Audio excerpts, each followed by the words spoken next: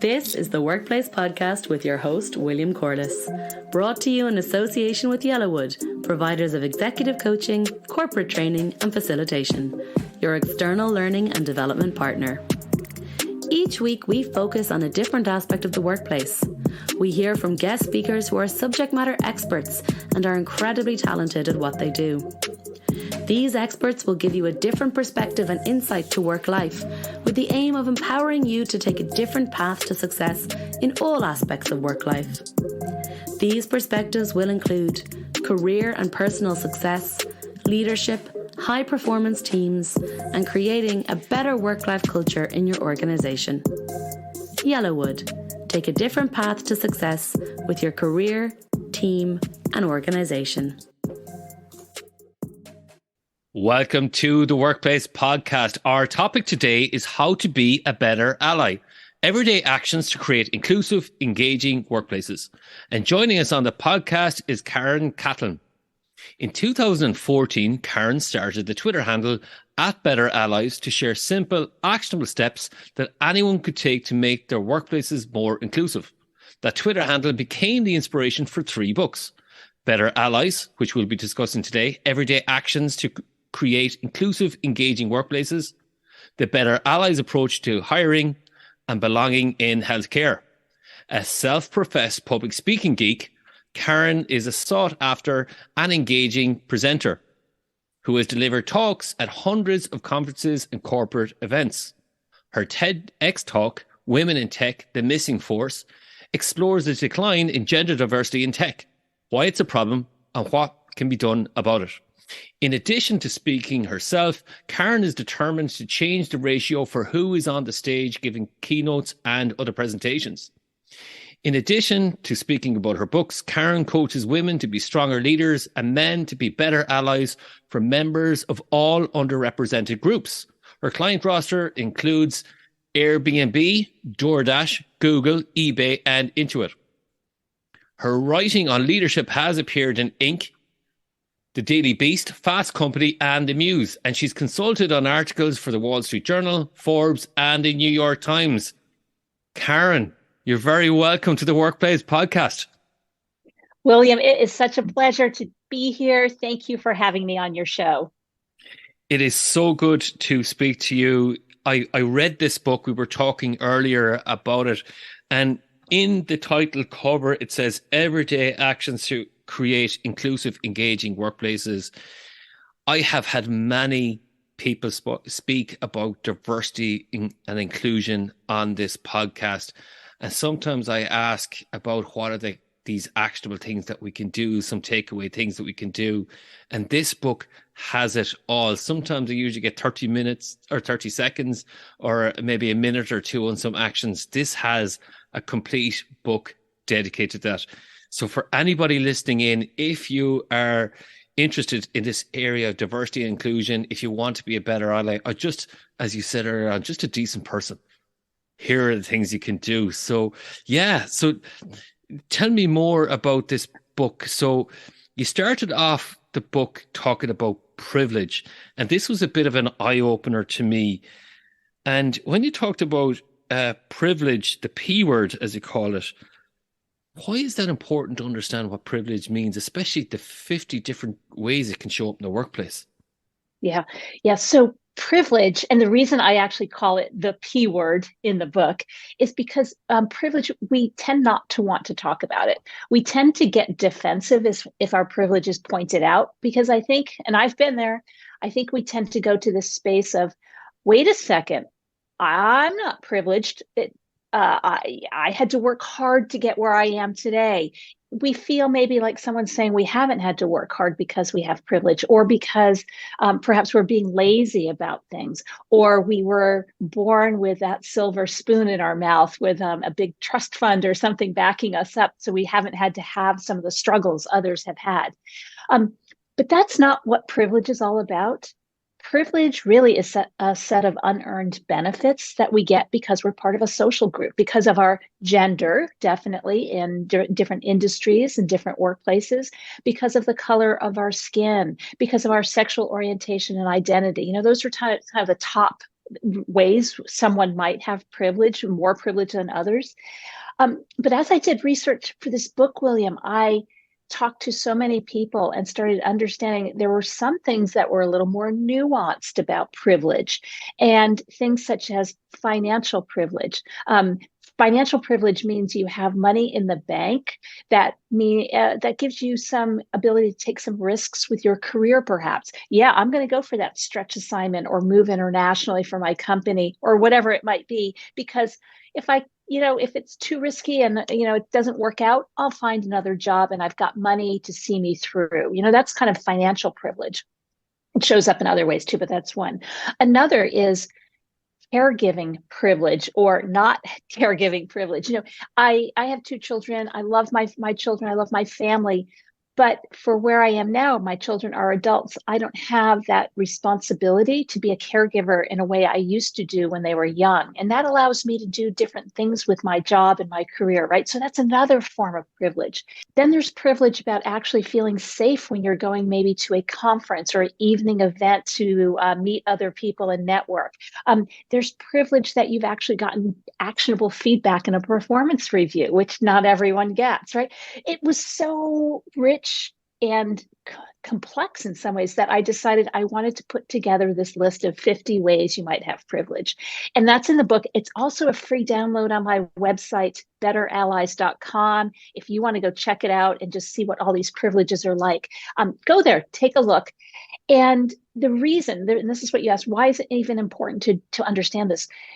When we understand our privilege, we start understanding not everyone else has the same privilege we have, and that means they experience the workplace differently than us. And that's one of the first steps in being a better ally, is understanding my experience is not everybody's experience, and some people are going to be having different challenges than I have when I try to navigate these everyday situations. And I think it takes a lot of assumptions out of it, doesn't it, Karen, that sometimes you go, oh, just do this. And then if you have responsibilities for caregiving for elderly parents as well as young kids, or if you have a support network around you that you can go to that international conference, and somebody is there to as part of your support network to help with the caregiving, it's a very different type of privilege. So it removes assumptions there, or for example, we can overcome barriers. And then as I was going through this book, I was like, I never really knew how to be a better ally. There was no course I could take or whatever. And a lot of people are eager to do that, but they just don't know how. So you've specifically identified different roles people can play on that. Could you go through them with us, please? There are so many ways people can be allies, and it's not one size fits all. And we don't have to do it all. I think that's one thing I want to get across to people, is being an ally is kind of a mindset and this lifelong journey that we can all be on together. And you don't have to do it all, though. You can start with a single step, just like any journey starts with. And so I did provide and describe 7 different archetypes, 7 different qualities or characteristics of allies, and just to get people realizing, oh, that's how I can be an ally, or that one feels most comfortable for me to do more of. There are things like some people are simply scholars. Scholars mean you study, you do the work to understand this, you do the reading, you follow different people on social media, you get to know what this whole space is all about. That's fine if that's the kind of ally you want to be, maybe as a starting point.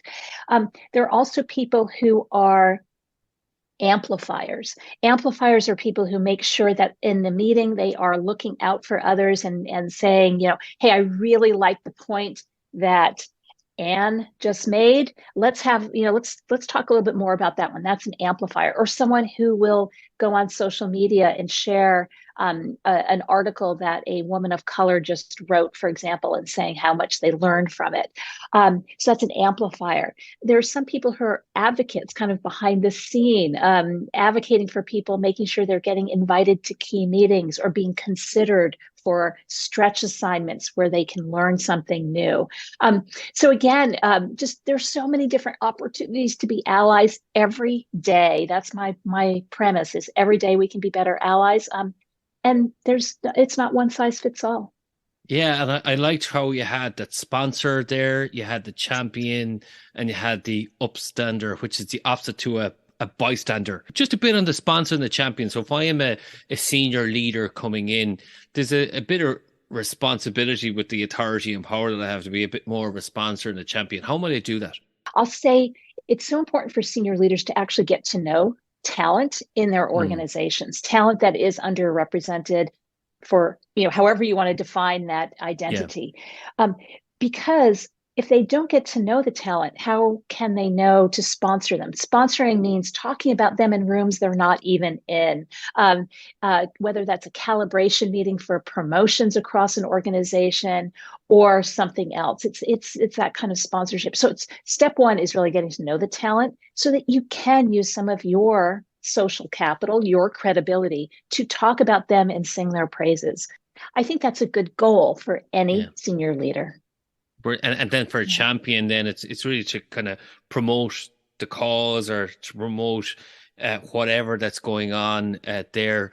And that brings us then to the upstander. So right before we said about the podcast, I spoke about my two sons, how they, two separate incidents a couple of weeks apart. And it's funny, I was reading the book, and if I'm honest, I'm not sure if myself and my wife had any influence over this, but they were definitely took action where in a racist incident, they stood up, or they were upstanding in that. So you can tell me what is an upstander? What might that look like in the workplace? Oh my gosh, I'm so happy to hear about that both of your sons have been stepping up, being those upstanders. Yeah, it is the opposite of the bystander. The bystander might notice something happening, like an offensive comment, a slightly off-color joke. Maybe no one even within earshot might be offended by it, but they don't say anything. They just are happy with it just going on, or maybe they just don't feel comfortable with the situation to say anything. They are bystanders.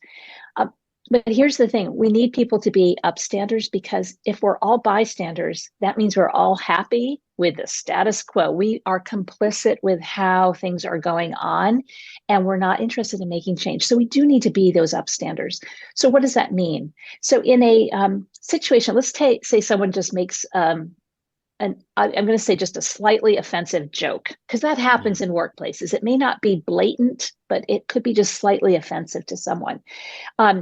And I've been there. You kind of like laugh a little bit. Maybe you don't really contribute to the laughter, but you're just kind of smiling. You don't really know what to say. Better is to do something like this. Speak up and say, I don't get the joke. Can you explain it to me? Right. And by doing that, chances are the person's like, well, what do you mean you don't get it? And it sort of forces them to confront the issue, why it's offensive, because they start maybe trying to dig a hole that they can't get out of. And chances are they're just going to be like, oh, let's just drop it. And the conversation will move on. And you have done an upstanding kind of thing. You've spoken up against that. And that person hopefully is going to get the message that that kind of behavior is not welcome. Another thing you can do is something which it depends, like let's say it's a new person who's joined your team or a work group or something like that. And again, they're doing something that really doesn't feel right. It's offensive, racist, misogynistic, whatever. Another thing you can do is use this phrase. And I always like phrases that I can pull out of my back pocket, I call it, because in the moment we might not know what to say because we're not practiced at this. So I love having these phrases. So another phrase we can use is something like, hey, we don't do that here. Like, just reinforce the values or cultural norms of a more inclusive environment with that phrase, like, hey, we don't do that here. And you can pull that one out too. Yeah, I'll leave it there. There are a few more in the book, but those are some of my favorites. There are plenty more. And it's something I heard my son actually say, no, I had no influence over this. Not cool. That was it. And that's in your book. And this is the thing is that this is not For sometimes it's innate in us, and for others, then we have to learn this and learn the language. And that's the really beauty about this book. And I like that you speak about, it's okay to be an imperfect ally. It's always about that sense of learning. And this is what the whole podcast is about learning that. So that imperfect ally, tell me a little bit more about that, because it is about listening and learning, isn't it? Yeah, it sure is. And realizing, again, a mindset shift of it's okay to say, I'm sorry, I made a mistake. I didn't know that yet. I haven't learned that yet, whatever. Because you are going to make mistakes on this journey to be a better ally. I guarantee it. And William, even with the fact that I have written 3 books on this, I have a vibrant newsletter I share every week. I speak about this at hundreds of events. This topic is so complex. I make mistakes too. I make them all the time, and I am getting very comfortable admitting that, even though I wish I weren't in that situation. But I do make mistakes.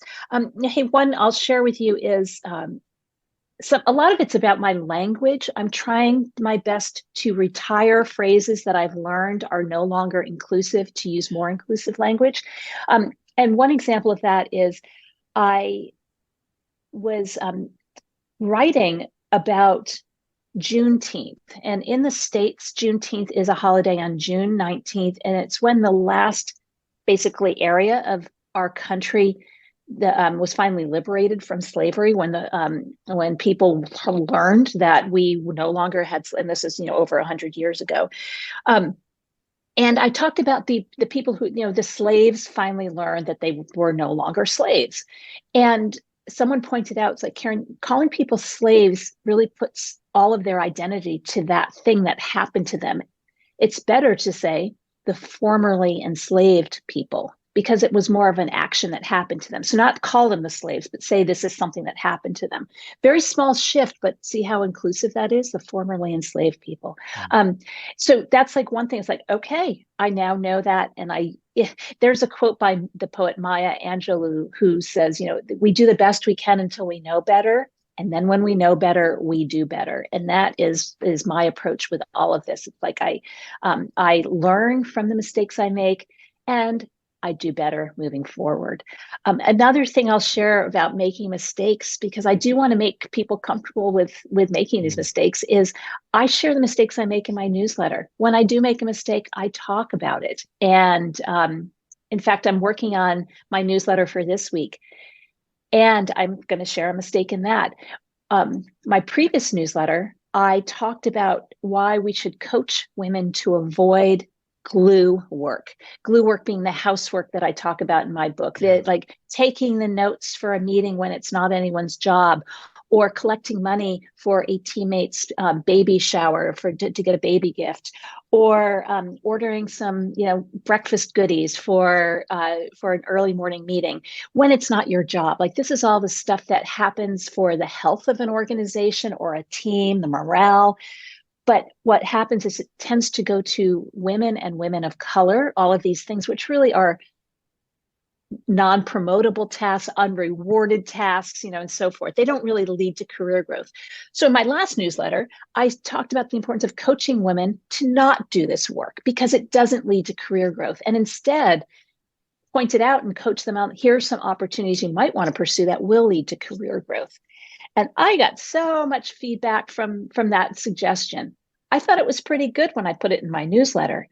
But the feedback I got was, wait a second, Karen, not everyone is interested in career growth. Some people are going to be happy with where they are in their role because of other things going on in their life and other commitments they have, or they're just happy with that role. Not everyone has this mindset of getting to the C-suite. So Karen, maybe it should be intentional about taking on glue work given your career goals.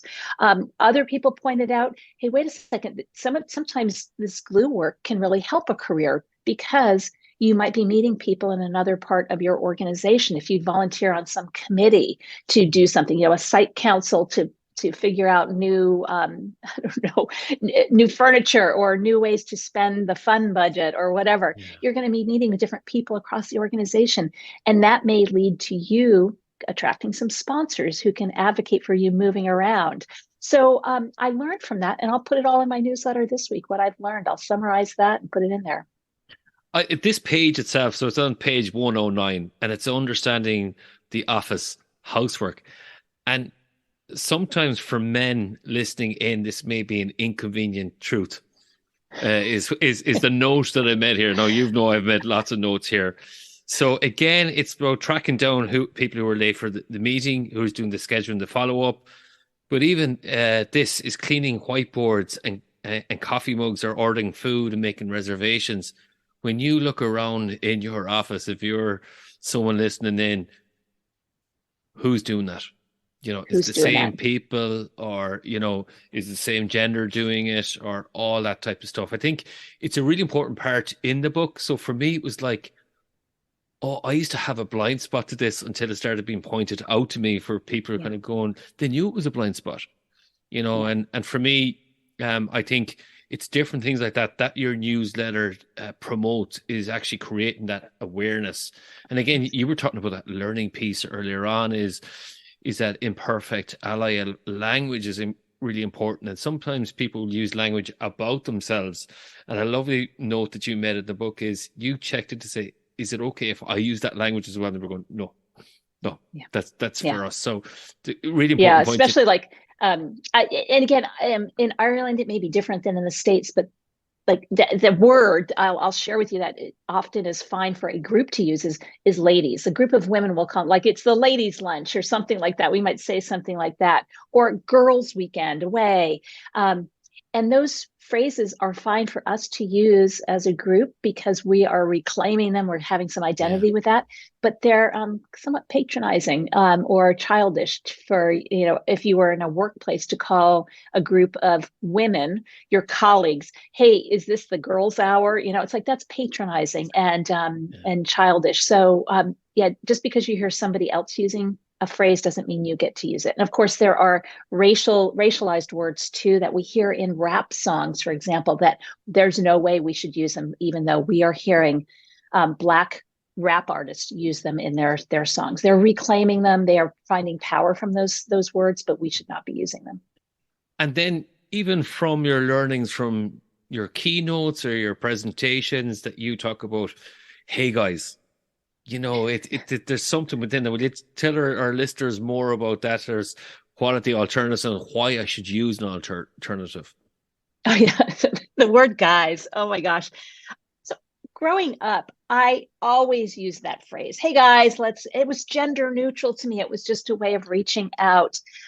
Same thing for you. You're shaking your head. Yes. It's one of those phrases that whatever. But so many people today I'm hearing do not find that inclusive. They don't feel they're included in a group because they are a woman or they are gender binary or gender fluid. And they're just like, I don't feel like a guy. And in my keynotes, I love sharing a photo that I found online of just a men's room. Just think about the sign on a men's room door and that logo of a man. And the word underneath it on the restroom door says guys, okay? And I always say, like, if you were a woman or a non-binary person and you were looking for a restroom to use, would you go through that door? And of course, the answer is like, no, unless my need was really urgent, right? And I get that. But like chances are you would look for another door. And that visual, I think it helps so many people realize, yeah, guys maybe is not the gender neutral term I used to think it was. And it's hard to change. It's so hard. But I recommend people like tell your family or people that, you tend to hang out with that I don't want to use that word anymore. So if I do, like wave or something at me so that I remember that I've just used it and use something else instead. In the American South, people have it so easy because there's this phrase, y'all. Hey, y'all. It just is such a great inclusive term. I am not from the South in America. I'm here and in the States. And so I use folks. Hey, folks. And that feels good to me. So William, do you have an alternative that you can use? I borrow directly from your book. Hello, everybody. Everybody. Yes. Yeah. Hello, everybody. Perfect. I don't think y'all is going to fly in Ireland, especially from a Galway man. Definitely wouldn't come across. I don't have that southern drawl to make it look credible. Yeah, nor me. And so that's why there are, but the English language is so rich. There are so many alternatives we can choose. So I'm glad you found one that works for you. And you have it in the book. And again, when you talk about language and phrases, then there's another really important part of the book, and it was about the red flag phrases that I might need to watch out for in my team or in my organization. So if I'm part of a committee or if I'm hearing senior people use these, what are the ones that are really dangerous and what are the implications? Yeah. So I'll definitely mention one or two, like just to answer your question. Let's see. One is you're on a hiring committee discussing a candidate, and someone says, I can't quite put my finger on it, but I just don't think they'd be a culture fit. Oh, yes. Okay. Oh, yes. So, and William, here again, like I used to think that was just fine. I remember working on a team probably 20 years ago, and the engineering manager on this team had literally said, like, when we hire people and interview people, we are looking for 50% technical skills we need, and 50% is culture fit. I'm like, okay, that makes sense. We are a tight team. We work hard. We work long hours. Of course, we need someone who's going to fit in here. I bought it, and I was in and I interviewed people along those lines. But I've since learned, here's that whole thing again. When we know better, we do better. I've since learned that is often code for bias that they aren't like us. They're different from us. Maybe they don't remind me of my younger self. And people don't want to actually say those words. They're different. And instead, so they just say they wouldn't be a culture fit. So if you ever hear that red flag of they wouldn't be a culture fit here, flip it around and say something, be an upstander and say something like, hey, I think they would be a culture add. They would bring something to our culture that we don't have today. And that's going to help us deliver on our business goals, our quarterly objectives, whatever it might be. I think they'd be a culture add. I love that culture add. I'm looking at some of the red flag phrases here, which, I don't want to lower the bar, they're so articulate, in a patronizing way, somebody referring to Annie, can you take notes? These are things that are red flags to go, if I'm in interview, okay, yes, what am I letting myself in for? Yeah. Can we talk about that articulate one? You're so articulate. This one is a surprise to many people that I speak with. Wait a second, isn't calling someone articulate a compliment? Like, why is that a bad thing to say, Karen? And what I have learned is that many Black people in particular don't think it's a compliment, because when you call a Black person articulate, like, you're so articulate, it's like, well, who are you comparing me to, first of all? And secondly, why would you think I wouldn't be articulate? Especially in our workplaces where many of us are in white collar jobs where people are educated and professional. I should avoid that word because that's steeped in white kind of norm. Anyway, but we're talking about people who have been hired to do a job in many of us are in office settings, and it's like, why would you think they wouldn't be articulate? So here's another thing that we can do if we want to give people feedback. Like if you hear someone calling a colleague, they were so articulate when they presented to the C-suite. Speak up, and here's what you can do. One of my favorite techniques, another one in the book, is to seek common ground and then educate. Seek common ground with someone and say, I used to think it was fine, a compliment, to pay someone when we said they were articulate. I used to think that. That's the common ground, right? I used to think it was fine to say that. But I have since learned that many Black people do not think it's a compliment because, and it's all the reasons I just shared. So that's a great way to give anyone feedback. When you hear someone say something you don't think is inclusive, speak up with that. I used to think it was fine to do that or say that, or used to think that was a compliment, but I've since learned. Yeah. And something else that's come into our vernacular of late, or vocabulary, is this term microaggressions. Mm-hmm. And that's really come about in the last couple of years. So So what's your understanding of microaggressions and how might we combat against those? Yeah. So, I mean, micro means small, and we know what aggressions mean, right? So these are small aggressions, small things that if they happened only once to someone, they wouldn't be a big deal. Mm. But they tend not to happen only once to people who are underrepresented. They build up over time. It's like that classic statement of, death by 1,000 cuts. They do build up over time. And I can't remember if this is in my book or if I have used it in my newsletter, but someone compared it to like getting having your toe stepped on a subway or on a train. If it happens once, someone steps on your toe, it's like it's always an accident. You're like, not a big deal, whatever. They probably apologize. You're like, it's not a big deal. But if it happens to you every day, it starts to be like, yep, what's going on? Why are my toes so easy to step on, or what's going on here? And the same type of thing can happen in our workplaces. It's like, yep, once again, I'm not invited to go to lunch with my colleagues. Once again, I'm interrupted when I bring up some ideas. Once again, John down the hall gets credit for the idea I raised in the meeting last week. Once again, this is happening. And over time, what happens is if it continues to happen, like, why do I even put myself in that situation? Why do I even bother bringing up an idea? Why do I even bother trying to speak up in a meeting? Why do I even bother? And instead, we pull back, we don't do our best work, and perhaps we're starting to look for another job, right? So we do want to look out for microaggressions, be aware of them. I mean, my book is full of examples of what that looks like. And again, what we can do when we spot them, once we're more aware that they are happening. And these are very real and genuine. Sometimes people say, well, this is all in your head. Like, where are you really from is another microaggression.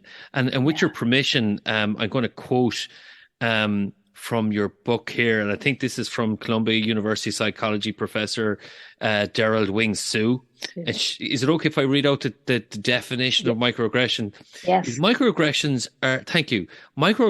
are the everyday verbal, nonverbal, and environmental slights, snubs, or insults, whether intentional or unintentional, which communicate hostile, derogatory, or negative messages to targeted persons based solely upon their marginalized group membership. Now, it's a mouthful, yet it's so succinct and it's clear, which I really love about that. In many cases, these hidden messages may invalidate the group identity or their experiential reality of target persons, demean them on a personal or group level, communicate they are lesser human beings, which I think is really important, and suggest they do not belong with the majority group, threaten, intimidate, or relegate them to inferior status and treatment. It's a brilliant book, I have to say, for all these little nuggets that you have in it. And then as a man, another inconvenient truth is how we network and how we sponsor people and champion people. And I might go into networking in a minute. And you talk about the Mike Pence rule. So this is something our listeners may not be sure of. Why does Mike Pence get a term all to himself? Yeah. Well, he actually shares it with Billy Graham, I believe. Billy Graham, who's an evangelical preacher. The Mike Pence rule, though. Mike Pence, when he was vice president of the United States, it was shared that he said his wife does not want him to have dinner meetings with people of the opposite. Sorry, I'm going to fix myself there. Don't cut this from the podcast. I was about to say the opposite sex. There is no opposite sex because gender is this spectrum. So of sure, men, women, non-binary, gender fluid people, I want to acknowledge that. So I'm trying to not say opposite sex anymore, even though it just, as you saw, it just came out or just heard. A great so catch, by the way. Oh, God. Thank you. But let me back up. So they have this rule in the Pence household that he cannot have dinner with someone of a different gender than him because his wife gets jealous. And that's the Mike Pence rule. Now, what happens, and the Mike Pence rule, that's one way to describe it. It also shows up in sort of that Me Too concern. The Me Too movement shone a light on the fact that a lot of people are harassed in such situations. And as a result, many men start to pull back from mentoring relationships or networking kind of relationships because they didn't want to be accused of Me Too situations. When in reality, accusing someone of harassment is a big deal.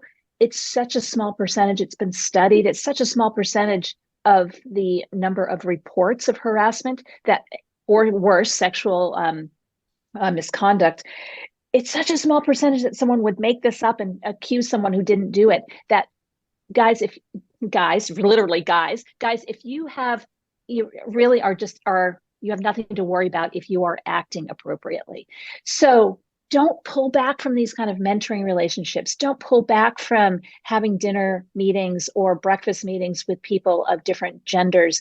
Don't do it, because when you don't have these relationships, that means you are building very much a network of people who are just like you. They're called just like me networks. They are homogenous.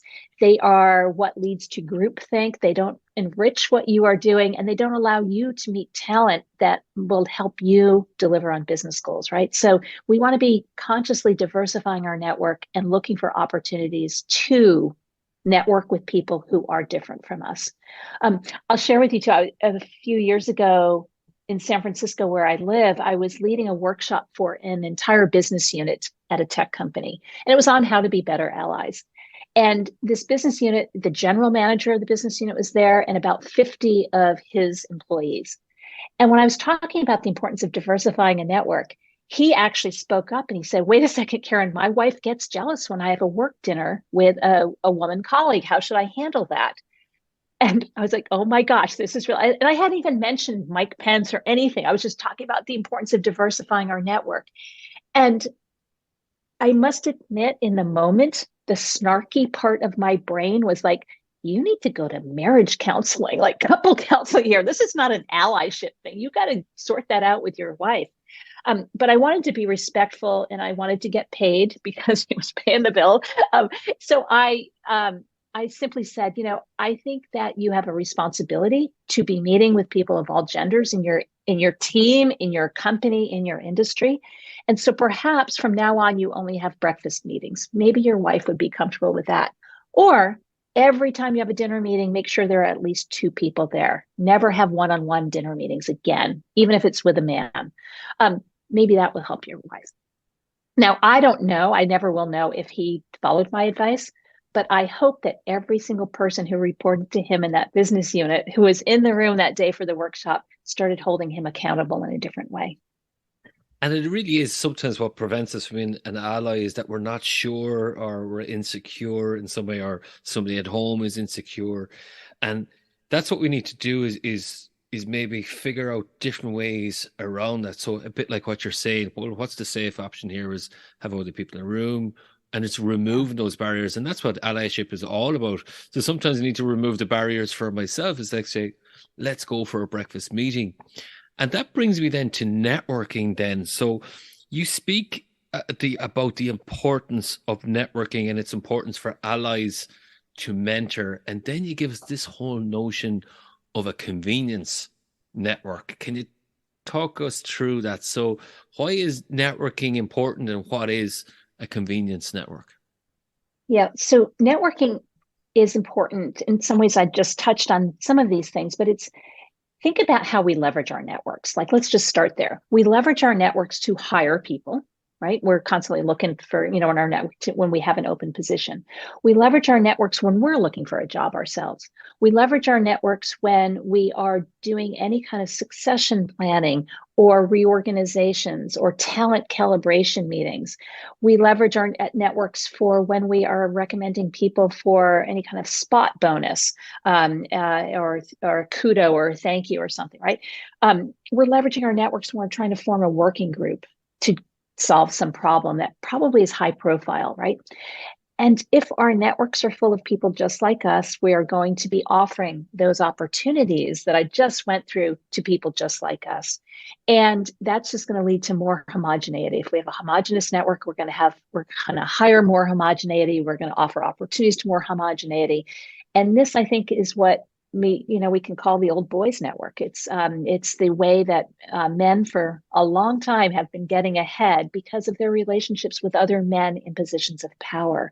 And so I do encourage people not to have that kind of convenience network of it's just like it forms naturally. It's just like, here's what it is. Let's actually work very thoughtfully, mindfully, consciously to make sure we have a diverse network. And I'm sharing all of this and I share this in the book, like when I left my executive level job in tech and started to work as a leadership coach, I knew I needed to get out and network to build up my client roster and so forth. But I really was like networking with people I wanted to hang out with, which were other women in tech. And those were my target clients, but they weren't necessarily the decision makers who could bring me in to become a leadership coach for a group of people at a company, or to recommend me for to their organizational development partner who was looking to put a list of names of coaches together, right? Those chances are those were people who were more male executives in this industry. And so like I blew it. Like I made some mistakes there. And because I was networking with people I wanted to be hanging out with. And I think that's natural. And that's the beauty about even this podcast, is I get to network with you and discover, different insights there. And if I may share to our listeners that sometimes when I coach people, especially they have this allergy to networking, sometimes I break it down that you're expanding your net for more opportunities or more diversity. And also it takes work. So it isn't being convenienced, sitting beside the coffee and just approaching one person. It is about making that effort or that work to go to someone that mightn't be like you or might be very different to you. And it's approaching that person with the intention to learn more or to listen to what they want. And that's that whole Adam Grant piece, isn't it? That give and take, that we're offering something. And it's great that your book mentions that as well. There's one particular insight, and I talk about inconvenient truths to men, and this is man-terruptions.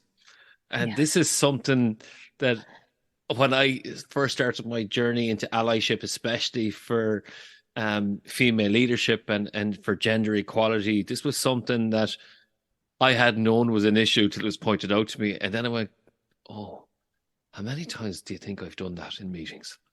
So can you tell me what is man-terruptions? Yeah, the man-terruption. Some other clever person came up with that phrase. I've just used it. The man-terruption is with a man interrupts a woman. And, interruptions can happen by any gender towards another gender. Like interruptions aren't gendered per se, but there's research showing that men tend to interrupt women more than the other way around. In fact, there was research of our United States Supreme Court, and a researcher studied 12 years of their hearings and found that women on average were interrupted 4 times. No, sorry, I'm going to get this. I think I got this right. They were interrupted on average 4 times more than the men, the justices themselves. And they only did the interruptions themselves like 3% of the time, tiny amount.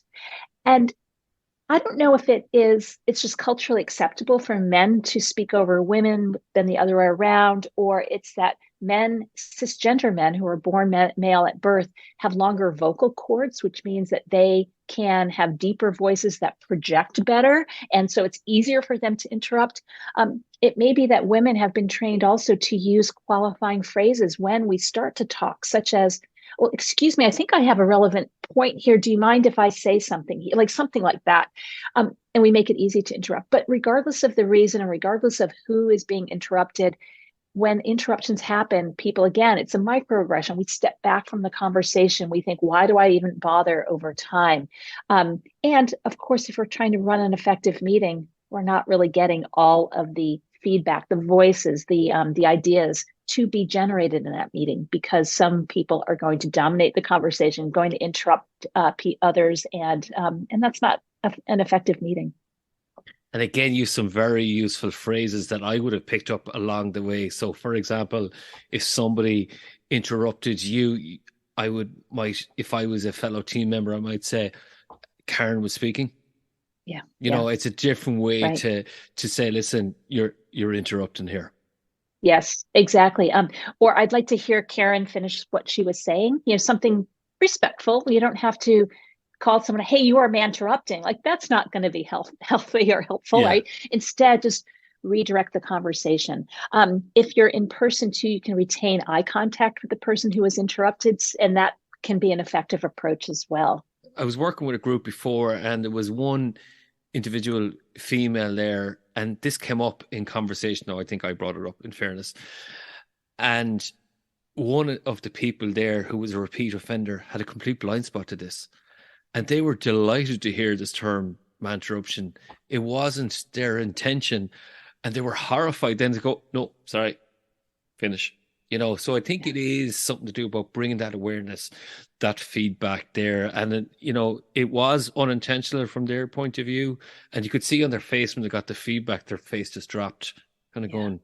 And it's a learned behavior that they might have had over years, whether it's their family environment or whatever, maybe weren't aware of that. And another piece from the book is in the 2020 vice presidential debate, Mike Pence tried to cut off Kamala Harris mid-sentence. Now, this is in your book, and she calmly replied, Mr. Vice President, I'm speaking. I love that. So for any of our female leaders listening in, what a wonderful way to do that. And then you obviously quote Deborah Tannen, the professor of linguistics. So I think if anybody knows Deborah Tannen's work, it's really good. So again, another great insight from your book. And this brings us to the whole notion of language. So we mentioned language several times here. You've mentioned pronouns like cisgender. At the start of your book, you're very clear on using BIPOC, all of these different terms. And the question I'd say is, well, why does language matter? People have been kind of going, oh, let's just do what we always did. Like, what difference does it make? If I was, cynical about this, what difference does it make? Well, if you're really cynical, I don't know if I can convince you. I must admit, and you're not. I'm just saying that I'm looking at the, call it middle 80%. There's the top 10% who already know all this stuff and they know how to be allies and they're doing that.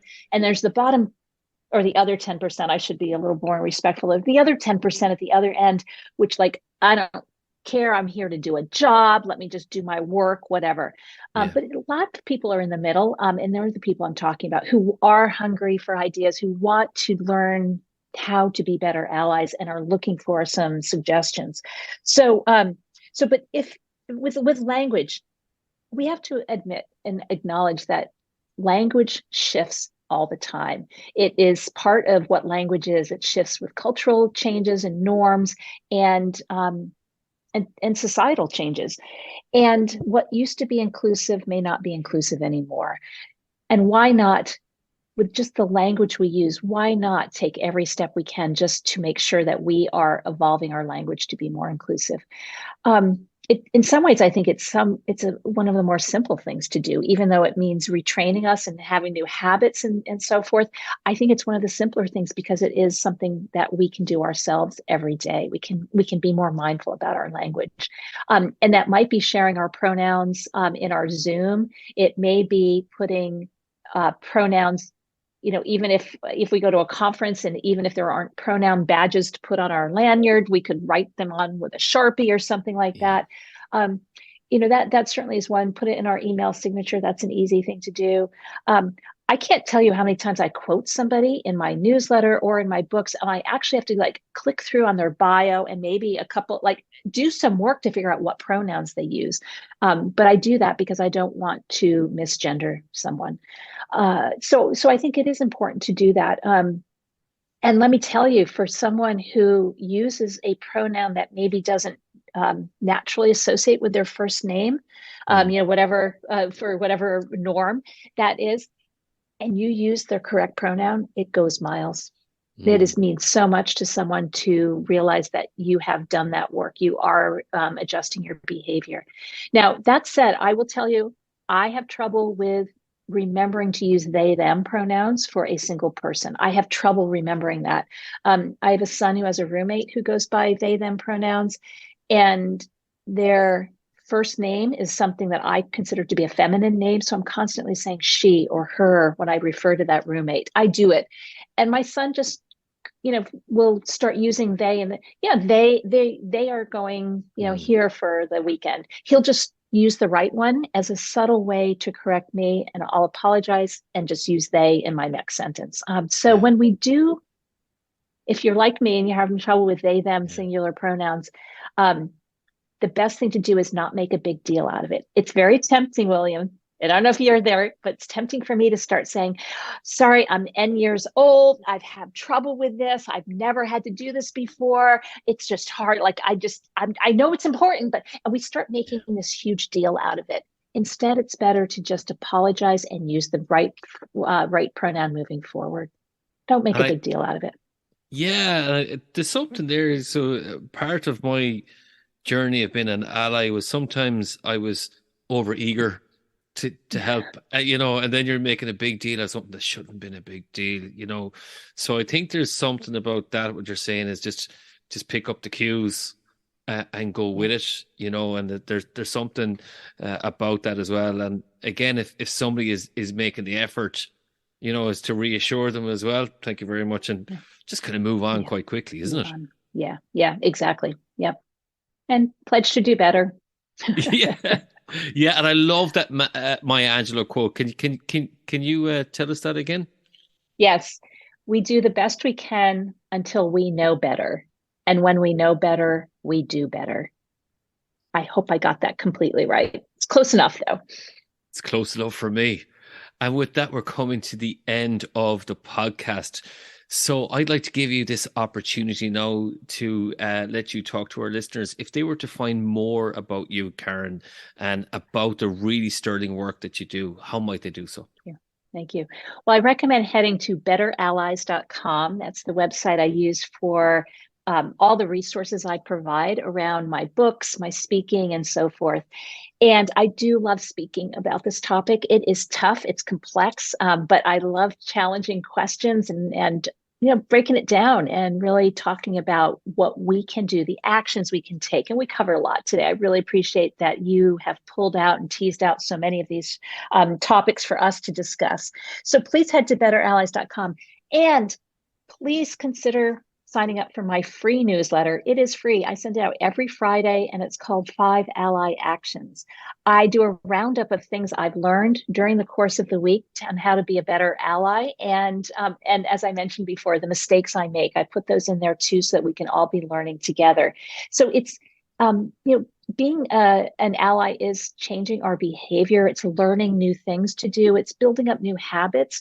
And I think one of the best ways to do that is to have kind of a little bit of a regular reminder of things we could be doing. And that's why I send this out every Friday. It's like, you don't have to do them all, but maybe there's one you might incorporate into how you're going to show up the following week so that you can be a better ally. And with that, that's all we have time for today. Karen, thank you so much for joining the Workplace Podcast. My pleasure. Thank you for having me on the show. Thanks for listening to the Workplace Podcast with your host, William Corless. Our special thanks to this episode's guest for sharing their expertise with us. If you enjoyed this episode, please download and share it. For updates on future episodes and to get in contact with us about any workplace topics, please follow Yellowwood on LinkedIn and Twitter at Different Paths. As always, you can head over to yellowwood.ie for any other information. Yellowwood, your external learning and development partner, provider of executive coaching, facilitation and training. Take a different path to success with your career, leadership, team and organisation.